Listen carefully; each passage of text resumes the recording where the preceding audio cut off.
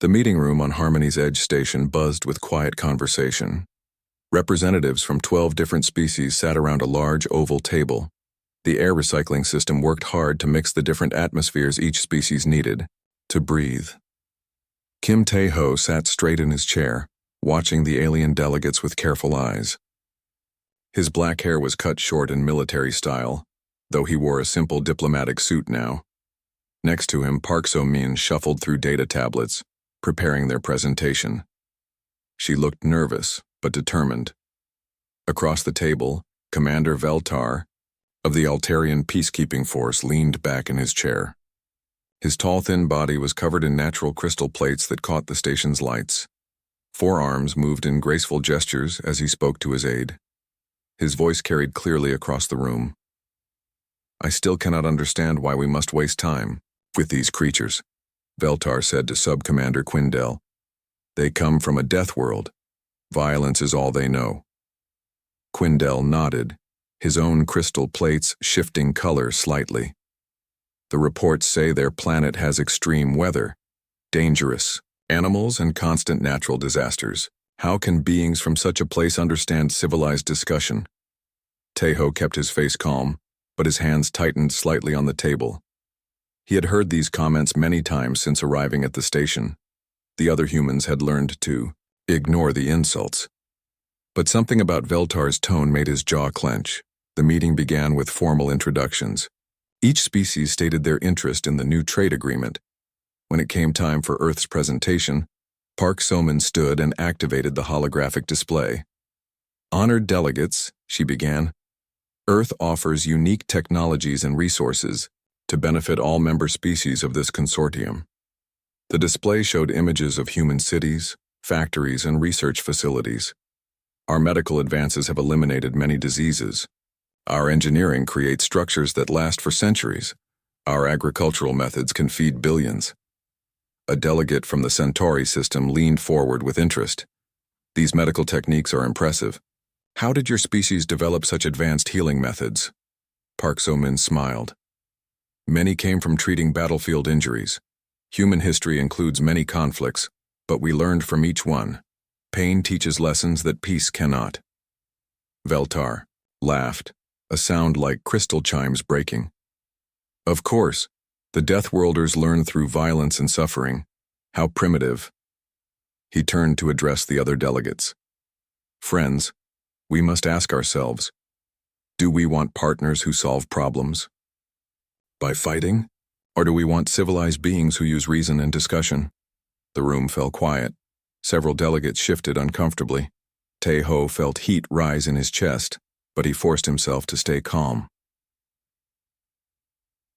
Park So-min continued her presentation, showing Earth's contributions to space exploration and energy production. But Veltar interrupted again. "Energy production through nuclear fusion? How dangerous." He gestured with all four arms. "Only a violent species would harness such destructive forces. We Altarians long ago learned to use safe, clean crystal resonance for our power needs." "Your crystal power works well on your low-gravity world with its stable weather," Tae-ho said quietly. "But what happens when your crystals break? What backup systems do you have?" Veltar's crystal plates darkened. "Our crystals do not break, Death Worlder. We are not clumsy barbarians who destroy everything we touch." The insult hung in the air. Other delegates looked between the humans and Altarians with growing concern.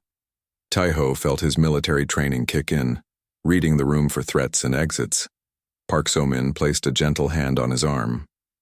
"Perhaps we could discuss the technical details later," she suggested diplomatically. But Veltar was not finished. He stood, his tall frame towering over the seated humans. "I think our time would be better spent with real civilizations. These humans bring nothing but the stench of violence and death. Look at their representative." He pointed at Tae-ho. "Even now, he sits like a coiled serpent, ready to strike. This is what their world produces. Killers who cannot think, only react." Tae-ho's calm finally cracked. He stood slowly, his movement controlled but full of purpose. "Commander Veltar, you speak of things you do not understand." "Oh, but I do understand, Death Worlder. Veltar's voice carried mockery. I have read the reports about your species. You kill your own kind over resources, territory, even ideas. You turn every tool into a weapon. You celebrate those who die in combat as heroes. His tone became cruel. Tell me how many of your fellow soldiers died because of your primitive need for violence. How many friends did you watch bleed out in the mud of your savage world? The room went completely silent. Park So-min gasped softly. Other delegates stared in shock at Veltar's words. Taeho's face showed no emotion, but his voice carried the coldness of deep space. Commander, you have just insulted the memory of better beings than you will ever be. Warriors who died protecting others. Heroes who gave their lives so civilians could live safely. He stepped around the table, moving closer to the Altarian. They died with honor. Something your comfortable, sheltered existence has never taught you. Veltar laughed again. Honor? Is that what you call meaningless death? Your friends died, because your species cannot evolve beyond violence. They were beasts and they died as beasts die. Meaninglessly, achieving nothing. The words hit Taeho like physical blows. Images flashed through his mind. Sergeant Kim dying to save a school, bus full of children. Lieutenant Park throwing himself on a grenade to protect his squad. Captain Lee holding off an entire enemy unit while wounded civilians escaped. All of them dismissed as meaningless by this crystal-plated fool who had never faced real danger. I challenge you to single combat, Taeho said, his voice carrying clearly through the silent room. By the ancient laws of your own people, I call for trial by blade. Veltar's crystal plates paled. Around the table, delegates sat frozen in shock. In Altarian culture, a formal challenge could not be refused without losing all honor and status. But single combat had not been practiced in their society for hundreds of years. Quindel whispered urgently to his commander. Sir, perhaps we could find another way to resolve this misunderstanding. But other Altarians were now watching. Word was already spreading through the station's communication networks. Veltar's reputation among his own people depended on his response. The commander straightened his tall frame, crystal plates shifting to a confident blue color. Very well, Deathworlder. I accept your primitive challenge. When you lie defeated, perhaps your species will learn that civilization always triumphs over barbarism. Park So-min grabbed Taeho's arm. This is madness. You do not have to do this. Taeho looked down at her, his expression softening slightly. Yes, I do. Some insults cannot be ignored. He turned back to Veltar. When do we fight? Tomorrow, at the station's main arena. Traditional Altarian rules, crystal blades, no armor, combat until first blood or surrender. Veltar smiled confidently. I will enjoy teaching you the difference between your crude violence and true martial skill. As the formal challenge was recorded by the station's computers, delegates began filing out of the room, whispering excitedly among themselves. Word would spread quickly through the diplomatic community. The arrogant Deathworlder was going to learn a lesson about civilized combat. Veltar left with his aide, already discussing preparation rituals.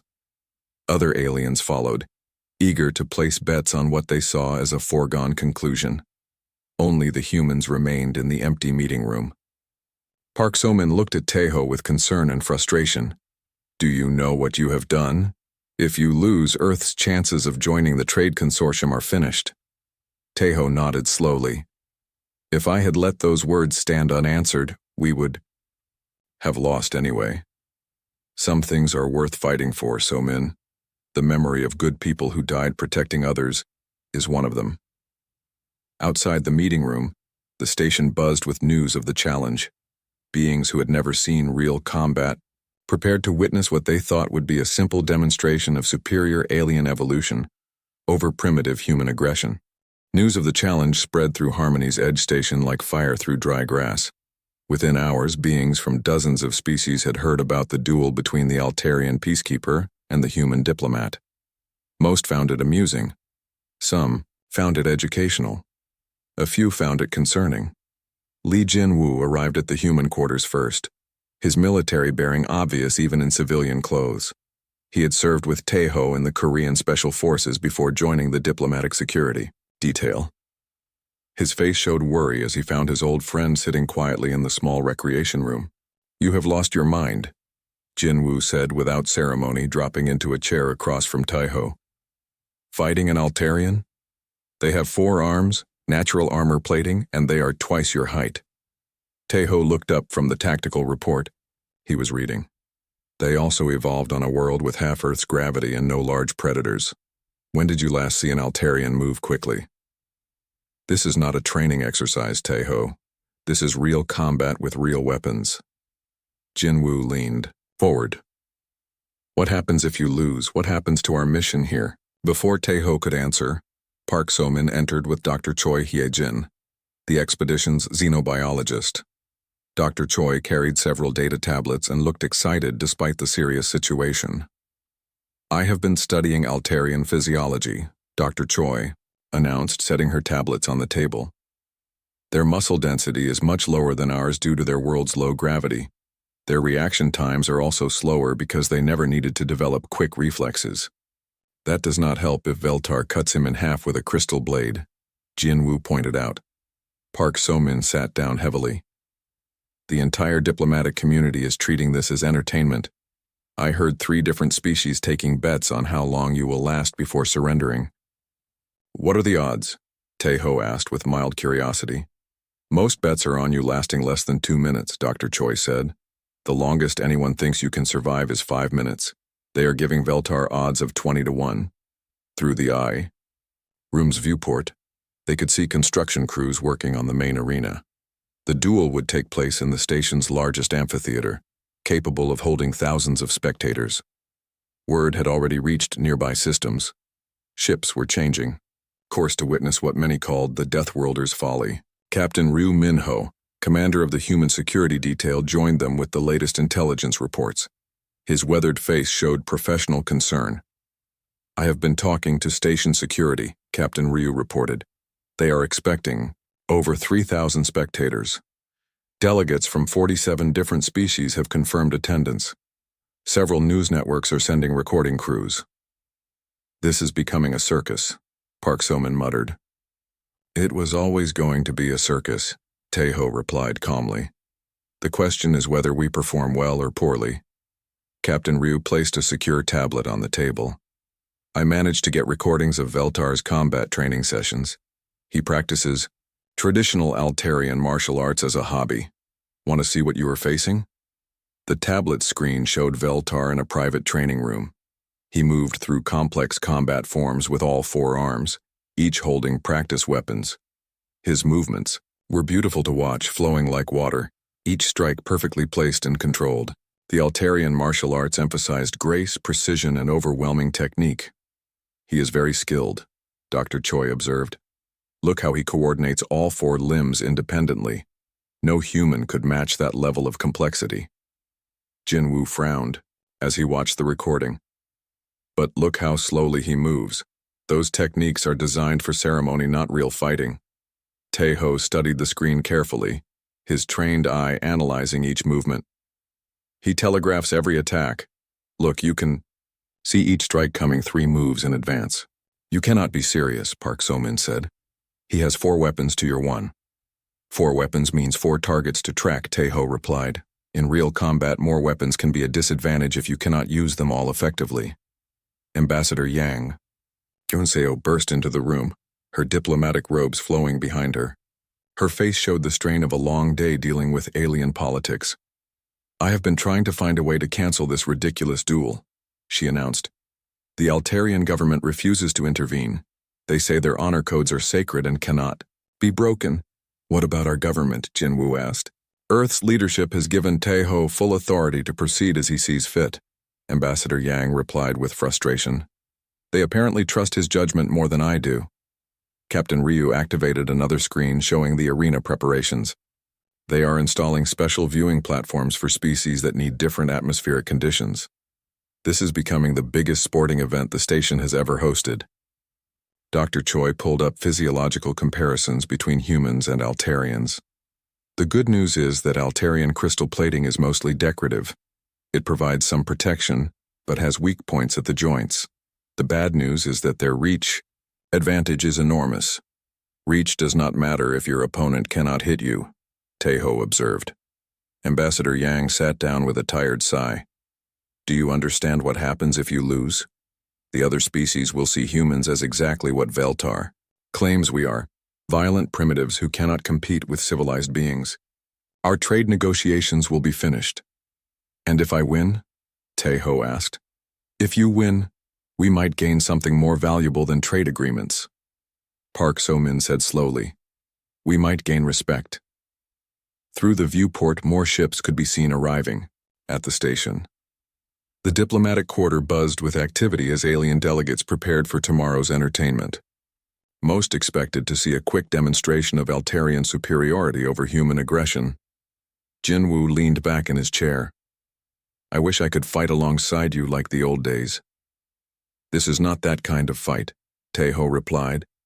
This is about proving that our fallen friends did not die meaninglessly, that their sacrifice had honor and meaning. Dr. Choi looked up from her research. I found something interesting about Altarian combat psychology. They have not fought a real war in over 800 years. Their entire understanding of violence comes from historical study and practice forms. What does that mean? Ambassador? Yang asked. It means they have never faced an opponent who actually wanted to kill them, Captain Ryu said grimly. They treat combat like an art form instead of survival. The group fell silent as the implications sank in. Outside the stations, news broadcasts were already calling tomorrow's duel the most anticipated sporting event in recent galactic history. Commentators discussed Altarian martial arts and speculated about human combat abilities. Most experts agreed. The human would provide brief entertainment before being thoroughly defeated by superior alien technique and evolution. It would be an educational experience about the difference between primitive aggression and civilized skill. Ambassador Yang stood to leave. I will make one final attempt to find a diplomatic solution, though I doubt it will succeed. After she left, the remaining humans sat in contemplative silence. Through the station's communication system, they could hear excited chatter in dozens of alien languages. The word Death Worlder appeared frequently in the conversations. Are you ready for this? Jinwoo asked his old friend. Teho closed the tactical reports and stood. I have been ready since Veltar opened his mouth about our fallen comrades. Tomorrow he learns what honor really means. Outside their quarters, the station prepared for what many considered would be the most one-sided fight in diplomatic history. Crystal Blade versus human determination. Civilized technique versus Death World pragmatism. The galaxy was about to learn something new about Earth's children. The main amphitheater of Harmony's Edge Station had been transformed overnight. What normally served as a concert hall now looked like an ancient arena. The central space was cleared and marked with traditional Altarian combat circles. Thousands of seats surrounded the fighting area, each equipped with atmosphere controls for different species. Beings from across the galaxy filled the viewing areas hours before the scheduled duel. The excitement was obvious in every language and communication method. Tentacled creatures gestured wildly with their appendages. Crystalline beings changed colors rapidly in animated discussion. Even the usually reserved silicon-based life forms showed interest by adjusting their geometric patterns. In the Altarian preparation chamber, Commander Veltar went through his ritual cleansing. Kethiron, the ancient weapons master who had taught him the traditional forms, supervised each step of the ceremony. Remember, student, Kethiron intoned in his creaky voice, combat is not about violence. It is about the perfect expression of technique and control. Show this primitive creature the difference between his crude aggression and our refined art. Veltar's crystal plates gleamed after the ritual polishing. 4 ceremonial robes covered his tall frame, each representing a different aspect of Altarian martial philosophy. His movements as he practiced were fluid and hypnotic. The human thinks brute force can overcome centuries of development and training, Veltar said, moving through a complex series of strikes with imaginary weapons. Today, he learns that evolution has left his kind behind. Kethiron nodded approvingly. You have mastered the 17 classical forms and the 23 traditional combinations. No being in the galaxy has achieved such perfection in our martial arts. Outside the preparation chamber, Sub-Commander Quindel briefed the Altarian press contingent. Reporters from dozens of worlds wanted to know about their commander's combat abilities and training. Commander Veltar has studied our warrior traditions for over 40 years, Quindel explained. He holds the rank of master in 6 different fighting styles. The human has no hope of matching such dedication and skill. The questions from reporters reveal the general attitude throughout the galaxy. How long do you expect the fight to last? Will the human surrender before serious injury occurs? What lesson does this teach other primitive species about challenging civilized authority? None of the questions considered the possibility that Veltar might lose. In the human quarters, the atmosphere was much different. Taiho sat quietly, eyes closed, running through mental exercises he had learned during Special Forces training. His breathing was slow and controlled. His body remained perfectly still. Captain Ryu watched from across the room. He had seen this before. Taiho was not meditating or performing ceremonies. He was preparing to kill. Dr. Choi entered quietly, carrying a medical scanner. I need to take baseline readings in case of injury, she whispered. As she ran the scanner over Taiho, her eyes widened at the results. His heart rate was actually slower than normal. His muscle tension was minimal. Most surprisingly, his brain activity showed the focused patterns of a predator preparing to hunt. How do you feel? She asked softly. Taiho opened his eyes. Ready. Jin Woo checked his watch. 1 hour until the ceremony begins. The arena is completely full. They had to turn away thousands of beings who wanted to watch. Park Somin looked worried. The betting has gotten completely out of control. Some species are wagering entire trade contracts on the outcome. If you lose, it affects more than just our mission. I will not lose, Taiho said with quiet certainty. Ambassador, Yang made one final appearance, her face showing resignation. The Galactic Sports Commission has declared this an official sanctioned event. They will record it for historical archives. Representatives from Earth's government will be watching. She paused, looking at Taiho with something like admiration mixed with fear. No pressure, but the reputation of our entire species now rests on your shoulders. Taiho smiled slightly. It always has. We just have a chance to show the galaxy who we really are. In the arena, the opening ceremonies began. Traditional Altarian musicians played crystal harmonies that resonated through the station's structure. Dancers performed the historical combat rituals that had evolved into entertainment over the centuries. Commentator Zilfan, whose species had covered sporting events for over 1,000 years, addressed the galactic audience. Friends and beings, today we witness something unique in modern times. A challenge between a master of classical Altarian combat arts and a representative of the species humans call themselves. This promises to be educational for all who believe in the superiority of civilized development over primitive aggression. His co-commentator, a floating energy being named Fluxara, added analysis. Our scientific consultants have studied human physiology. While they possess slightly higher muscle density due to their high-gravity world, they lack the reach, flexibility, and natural armor of an Altarian warrior. The human's only advantage might be unpredictability, but that hardly matters against superior technique. The crowd stirred as arbitrator Nelseth entered the arena. The ancient Centaurian's reputation for fairness was legendary. His presence meant the duel would be conducted according to the strictest traditional standards. By the ancient laws, Nelseth announced in a voice that carried clearly through the amphitheater. This combat shall be conducted with honor. Crystal blades of equal weight and balance. No armor beyond natural protection. Combat continues until first blood is drawn or surrender is declared. The weapons were presented with great ceremony, 2 crystal blades, each carved from a single piece of pure resonance crystal from Altair Prime. They hummed with harmonic energy when moved, creating beautiful tones that had inspired musicians for generations. Security Chief Knox Allen watched the proceedings with growing concern. His species had been warriors before joining galactic civilization.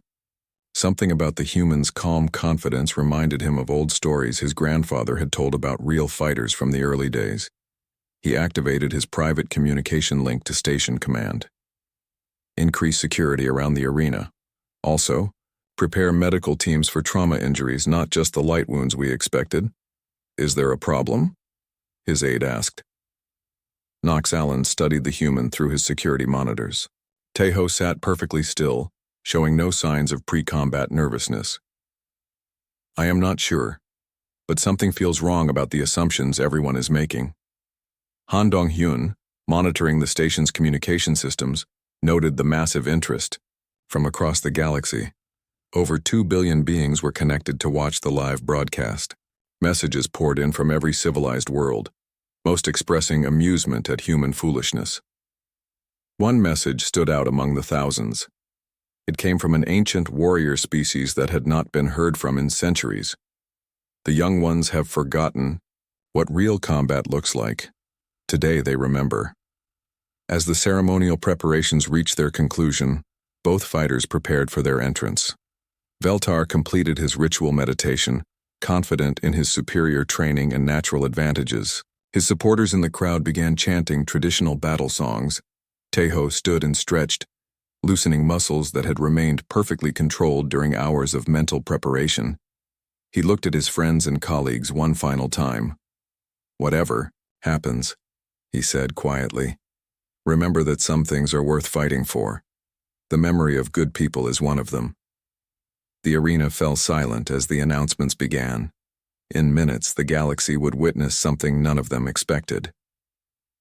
The Death Worlder was about to show them what evolution on a dangerous world really produced. The arena fell silent as the formal introductions began. Thousands of beings from across the galaxy turned their attention to the central combat circle. The air hummed with excitement and anticipation. Most spectators expected to witness a brief, educational demonstration of civilized superiority over primitive aggression. Arbitrator Nalseth raised his ancient arms, and his voice carried clearly through the amphitheater's acoustic system.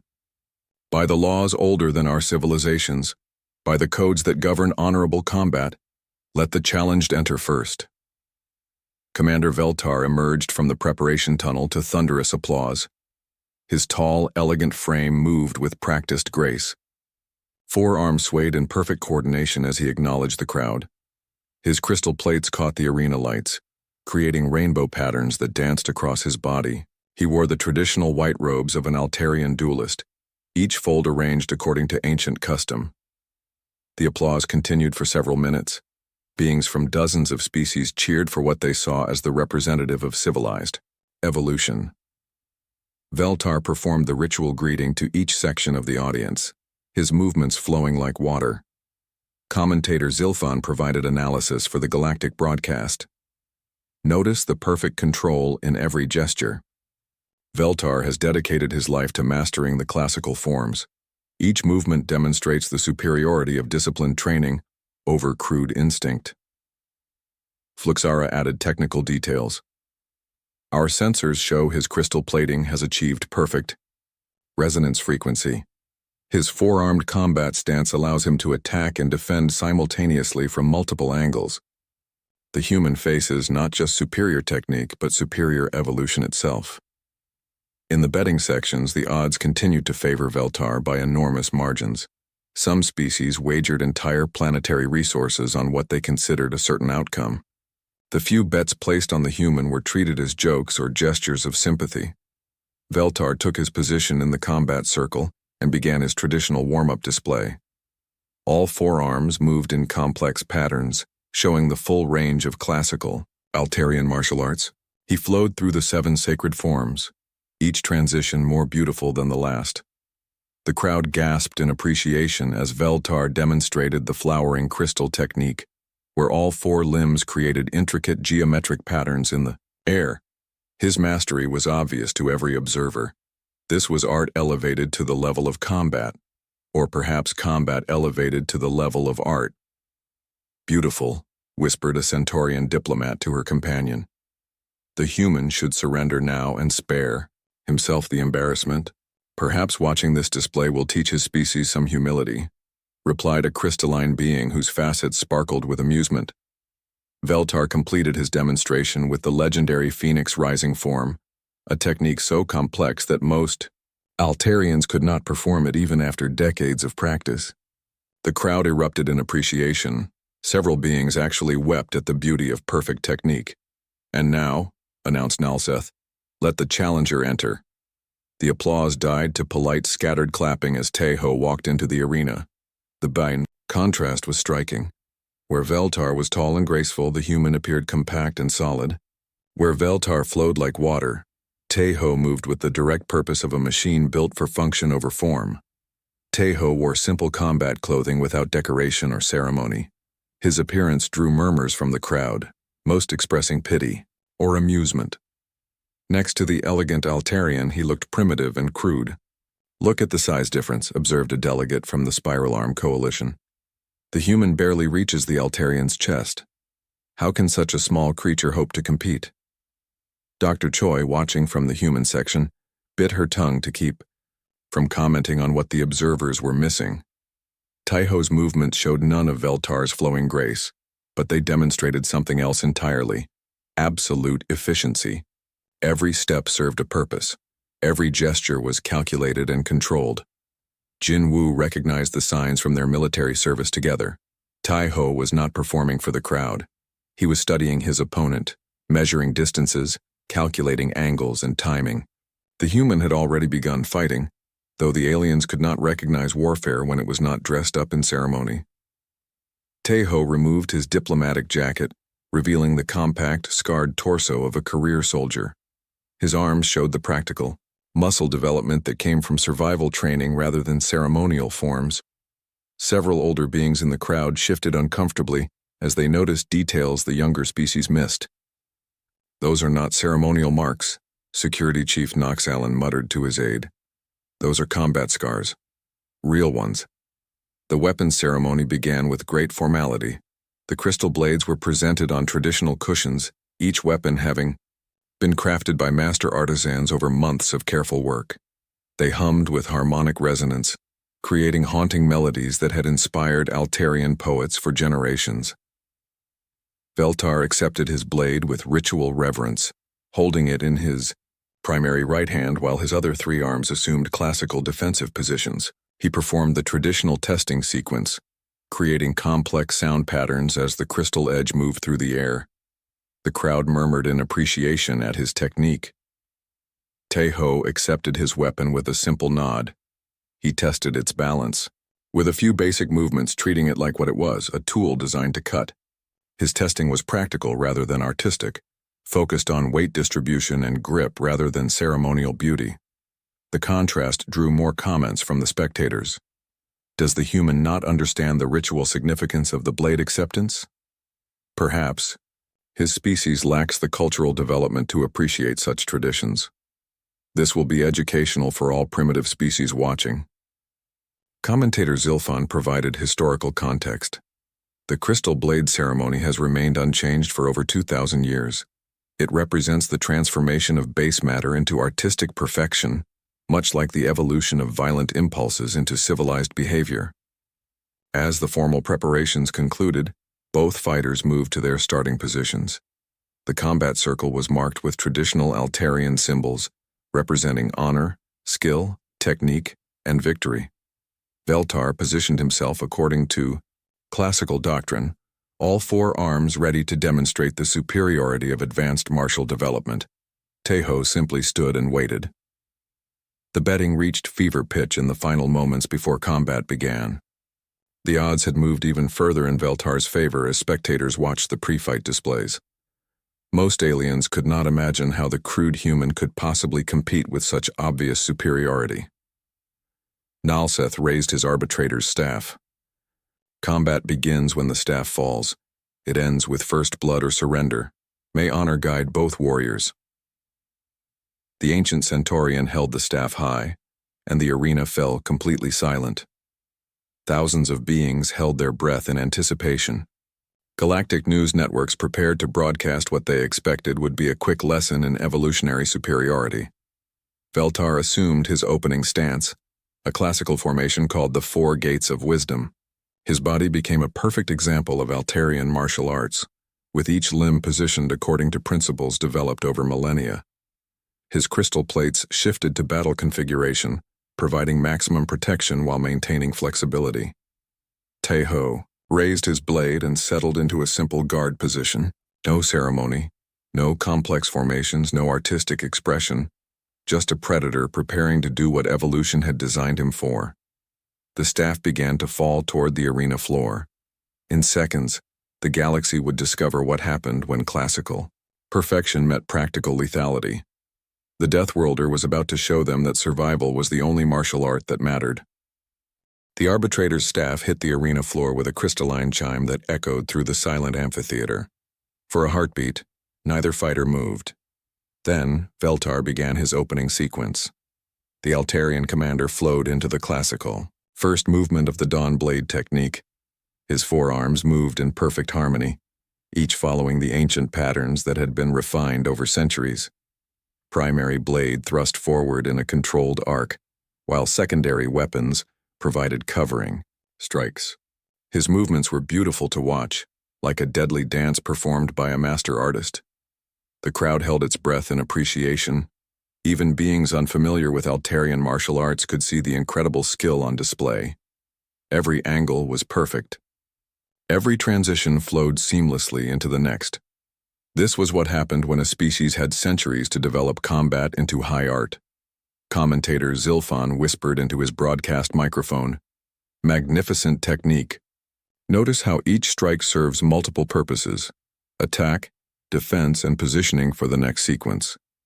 The human face is not just a weapon, but a living expression of martial perfection." Taeho stood motionless, crystal blade held in a simple guard position. His dark eyes tracked every movement of Veltar's approach. To most observers, the human looked frozen with fear or overwhelmed by his opponent's obvious superiority. Dr. Choi knew better.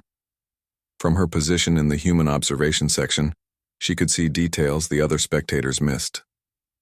Taeho's breathing remained steady. His stance stayed balanced. His grip on the weapon never tightened with tension. He was not frozen with fear. He was waiting. Veltar continued his sequence, each movement flowing into the next according to classical doctrine. His blade work created harmonious tones as the crystal edges moved through the air. The sound patterns were as beautiful as the visual display, turning combat into a multisensory art form. "First blood will be drawn within moments," predicted Fluxara. "The human cannot possibly counter such perfect technique.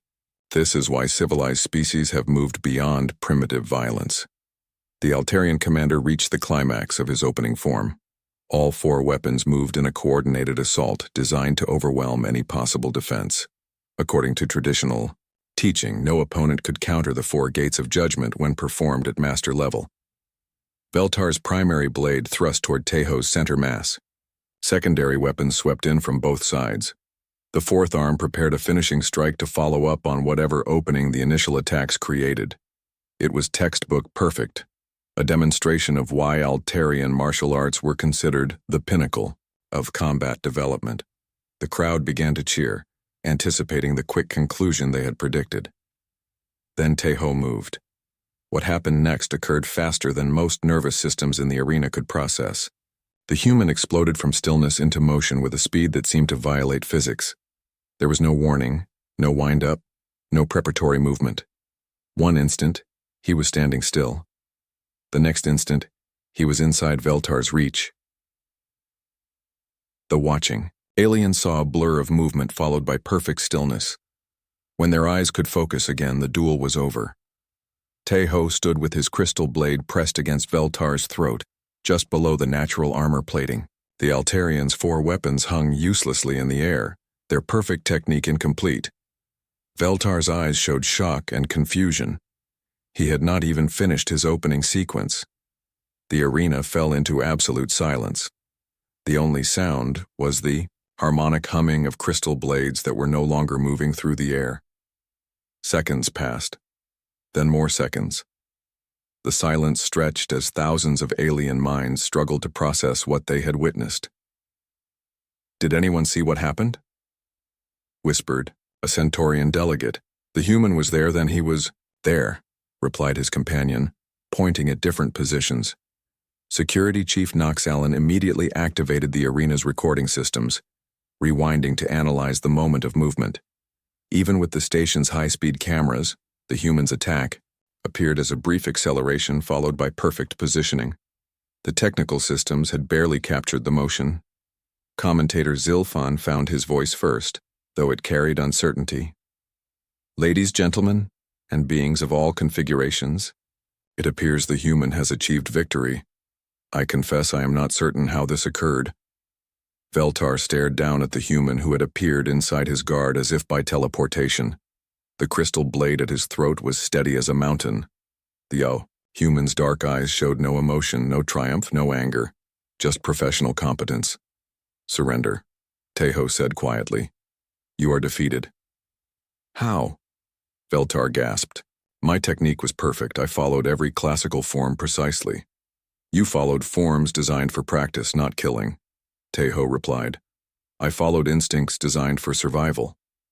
Arbitrator Nalseth recovered from his shock first. His ancient voice carried clearly, "First blood is drawn. The human is victorious." The crowd erupted into chaos. Beings who had never seen real combat tried to understand what had happened. Voices rose in dozens of languages, all expressing the same confusion and disbelief. In the betting sections, panic began to set in as the impossible outcome became reality. Species that had wagered entire trade agreements on Altarian victory faced financial catastrophe. Others who had placed sympathy, bets on the human suddenly found themselves wealthy beyond imagination. Park So-min stared at the arena with her mouth open. She had known Tejo was skilled, but this was beyond anything she had expected. "How did he move so fast?" she whispered to Dr. Choi. The xenobiologist was studying her scanner readings with fascination. His muscle fiber activation reached levels I have never recorded. For approximately 1.3 seconds, his body performed at theoretical maximum efficiency. She looked up with wonder. This is what happens when evolution designs a perfect predator. Jinwoo smiled for the first time in days. He had seen Tejo move like this before, in situations where human soldiers had to overcome impossible odds to survive. The galaxy was getting its first lesson in why Earth's children were so hard to kill. Captain Ryu activated his communication, linked to the human diplomatic team. "All stations, this is command. Our negotiating position just improved dramatically. The arena's instant replay systems finally managed to slow down the crucial moment enough for alien eyes to follow. The images showed Tejo exploding from his guard position, not with wild aggression but with perfect tactical precision. He had sidestepped Veltar's primary thrust while simultaneously moving inside the reach of the secondary attacks. His counterstrike had been delivered while the Altarian was still executing his opening combination.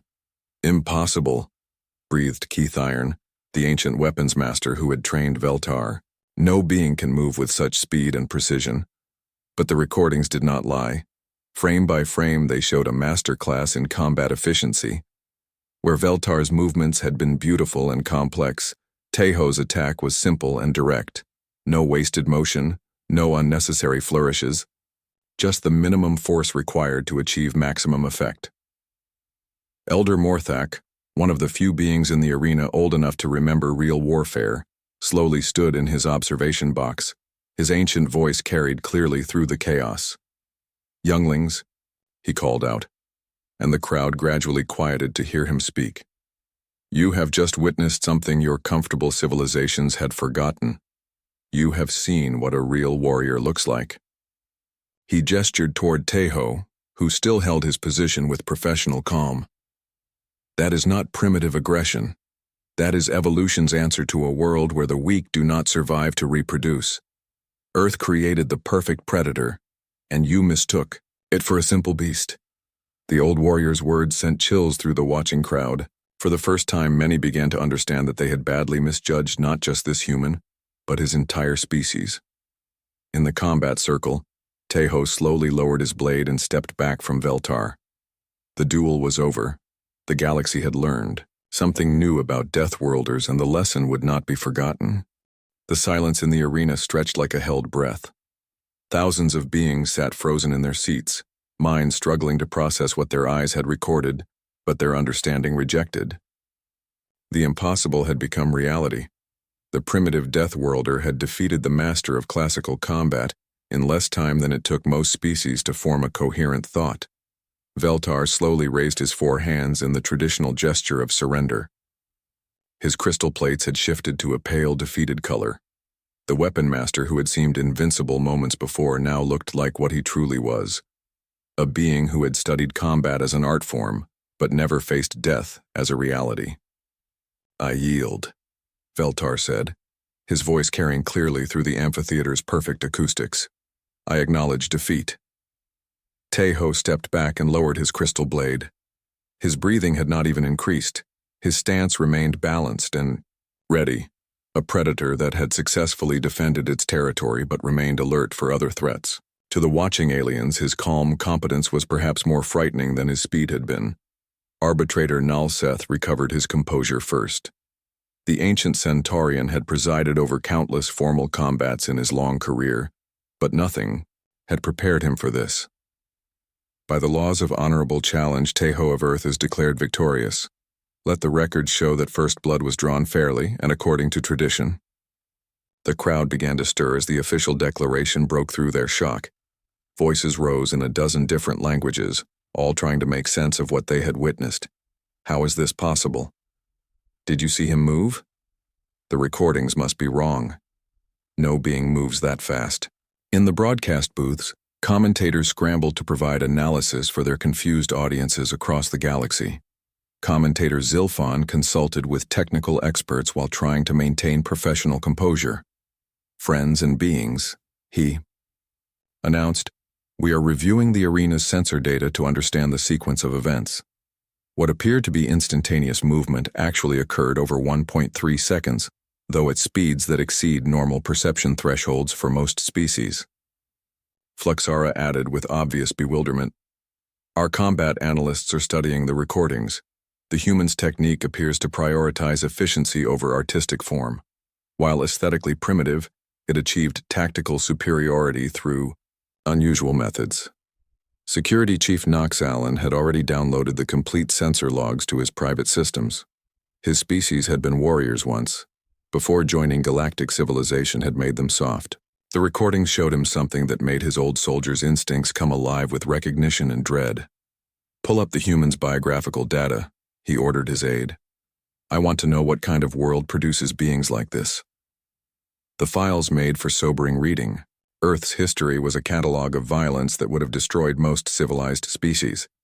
Natural disasters that killed millions, wars that lasted decades, predators that had shaped human evolution through constant selection pressure. Disease, famine, climate change, asteroid impacts. Earth had thrown every possible catastrophe at its children, and they had not just survived, but thrived. "Their entire evolutionary history is combat training," Knox Allen muttered. "No wonder they move like living weapons." In the human observation section, Park So-min was receiving urgent communications from diplomats across the station. Species that had dismissed Earth's trade proposals were now requesting immediate meetings. The odds in their negotiations had shifted dramatically. "Ambassador Yang wants to see you as soon as possible," she told Taiho through their communication link. "Half the galaxy is trying to schedule meetings with our delegation." Dr. Choi was still studying her scanner data with fascination. "Your muscle fiber recruitment reached theoretical maximum. Your nervous system response time approached the physical limits of biological tissue. For those few seconds, you functioned at absolute peak human capability." "That is what happens when the alternative is death," Teho replied simply. Elder Morthak made his way slowly down to the arena floor. The ancient warrior's steps carried the weight of centuries, but his eyes were bright with recognition. He approached Teho with the respect due from one soldier to another. "Young warrior," Morthak said, using the old forms of address that had been forgotten by most modern species. You have reminded us of truths we chose to forget. In our comfort, we became weak. In our civilization, we lost the knowledge of what strength really means. Other beings began to gather around the arena floor, their curiosity overcoming their shock. They stared at Tae-ho as if seeing a human for the first time, which in many ways they were. The diplomatic representative they had dismissed as primitive now stood revealed as something far more dangerous and valuable. Veltar approached slowly, his pride clearly wounded, but his honesty intact. "Human Tai-ho," he said formally, "I owe you an apology. I spoke of things I did not understand and insulted the memory of those who deserved honor." Tae-ho studied the Altarian's face, reading the sincerity there. "Apology accepted, Commander. Your technique was beautiful to watch, but beauty and effectiveness are not always the same thing." "How did you learn to fight like that?" Veltar asked. "What training produces such ability?" "Earth taught me," Tae-ho replied. "Every day of my childhood, every challenge I faced, every friend I watched die, all of it was training. My world does not allow the weak to survive long enough to have children." The implications sent ripples through the gathering crowd. This was not just one unusually skilled human. This was what Earth produced as a standard model. The galaxy had been negotiating with a species of natural-born warriors without realizing it. Counselor Park Ji-hoon, Earth's senior political representative, arrived with a full diplomatic escort. His face showed satisfaction mixed with concern. The demonstration had achieved its purpose, but it might have achieved too much. "The President sends his congratulations," Counselor Park told Tae-ho quietly, though she is somewhat concerned about the broader implications of your performance. Captain Ryu monitored station security frequencies with growing interest. Every intelligence service in the galaxy is now requesting detailed information about human military capabilities. Our diplomatic status just changed from minor curiosity to significant concern. The betting halls were in chaos as the impossible results became final. Species that had wagered against human victory faced massive losses. More importantly, the economic calculations that governed galactic trade were being rapidly revised. Beings who could move like Tai-ho represented opportunities and threats that had not been previously considered. In the medical section, Veltar submitted to examination with subdued dignity. The Altarian's injuries were minor, a small cut on his throat where Tae-ho's blade had touched crystal armor. But his psychological wounds would take longer to heal. Everything he had believed about combat superiority had been shattered in 1.3 seconds. "The human could have killed me," Veltar admitted to the medical technician. "He chose not to. That was mercy, not inability." Word of the duel results was already spreading through subspace communication networks. On Earth, the news was received with quiet satisfaction. Humanity had always known they were different from the galaxy's civilized species. Now the galaxy knew it too. On Altair Prime, the Peacekeeping Command reviewed the combat recordings with growing unease. If one human diplomat could defeat their finest warrior so easily, what did that say about their assumptions regarding Earth's military capabilities? On a dozen different worlds, intelligence analysts began urgent reviews of everything they thought they knew about the third planet from Sol. The Death Worlders were clearly not what they had appeared to be. As the amphitheater slowly emptied, beings departed with their worldviews fundamentally altered. The small, quiet human who had stood calmly while being mocked had revealed himself as something unprecedented in their experience. A perfect fusion of intelligence and lethality. The galaxy had learned a lesson that would reshape diplomatic relations for generations. Earth's children were not primitive savages stumbling toward civilization. They were apex predators who had achieved sentience without losing their killing instincts. The Deathworlders had announced their arrival in galactic society, and the announcement had been written in crystal and blood on the floor of Harmony's Edge Station. The universe would never quite look at humans the same way again. In his quarters, Tae-ho sat quietly with his friends and colleagues, sharing a simple meal. The galaxy might be re-evaluating humanity, but for him, the important work was done. The memory of fallen comrades had been honored. The insult had been answered, everything else was just politics.